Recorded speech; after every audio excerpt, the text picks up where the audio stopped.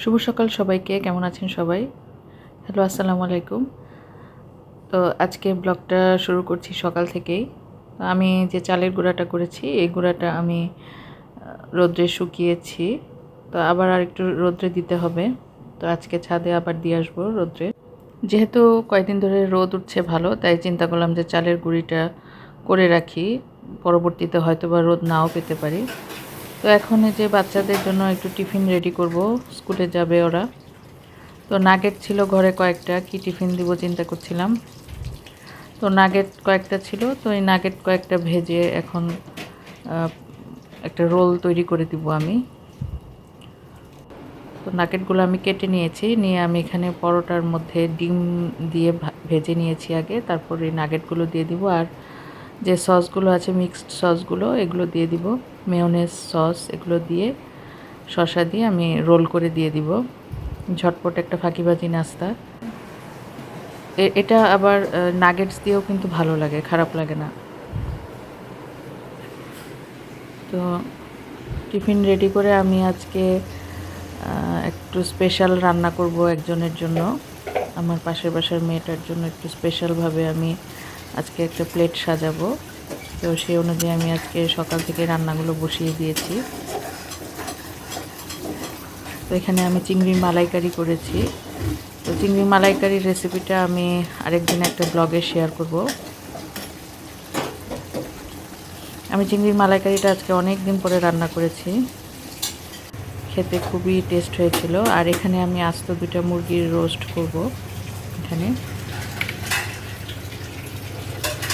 তো একটা বাসার সবার জন্য করব, আর একটা হচ্ছে প্লেট যে সাজাবো সেটার জন্য। তো আমি আস্ত মুরগির রোস্ট অবশ্য আমি প্রায়ই বাসায় করি, একটা মুরগি দিয়ে আমি প্রায়ই রোস্ট করি বাচ্চাদের জন্য। ওরা আবার এভাবে খেতেও খুব পছন্দ করে। সোজা কথা, ওদের মুরগি হলেই হলো, চিকেন ওদের খুব পছন্দ। তো আমি রোস্টের মশলাটা কষিয়ে আমি আগে মুরগিগুলো ভেজে, 2টা মুরগি আমি ভেজে নিয়েছি তেলের মধ্যে, নিয়ে আমি এখন রোস্টটা বসিয়ে দিয়েছি। আর এখানে আমি একটু বেগুনি করব আজকে। তো আমার চিংড়ির মালাইকারিটা হয়ে গিয়েছে, আর এখানে একটা রূপচাঁদা মাছ ভাজি করেছি জাস্ট প্লেটটা সাজানোর জন্য। আর এখানে সকালবেলা ক্ষীর করেছি, যদিও ক্ষীরটা আমার পাতলা হয়েছে, পরবর্তীতে আমি এটা আবার চাল দিয়ে ঘন করে নিয়েছিলাম, সেটার ভিডিও ধারণ করতে পারিনি। তো আমি এবার আজকে বেগুনিগুলো একটু অন্যরকম করে ভেজেছি, গোল গোল চাকচাক করে আমি বেগুনিগুলো ভেজেছি আজকে। চাকচাক করে কেটে আমি লবণ আর হলুদ দিয়ে মেখে জাস্ট পানিটা চিপে আমি বেসনের মধ্যে দিয়ে দিয়েছি। তো এইরকমভাবে বেগুনিটা প্রথম আমি করেছি চাকচাক করে, ভালোই লাগলো এবং দেখতে খুবই সুন্দর লেগেছিল এই বেগুনিগুলো।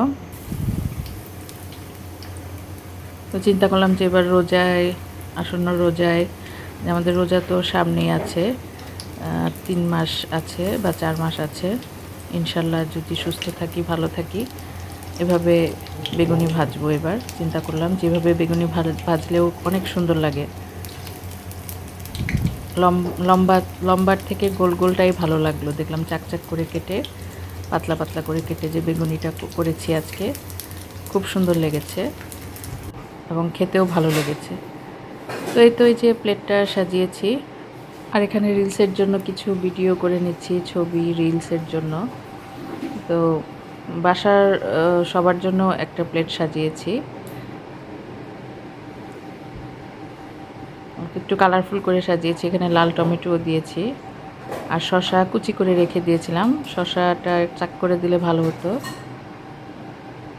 এই আর কি, বাসার জন্য এটা সাজিয়েছি। তো আজকের ব্লগটা এই পর্যন্তই। কেমন লাগলো আজকের ব্লগটা সবাই কমেন্ট করে জানাবেন। আল্লাহ হাফেজ, দেখা হবে নেক্সট কোনো ব্লগে।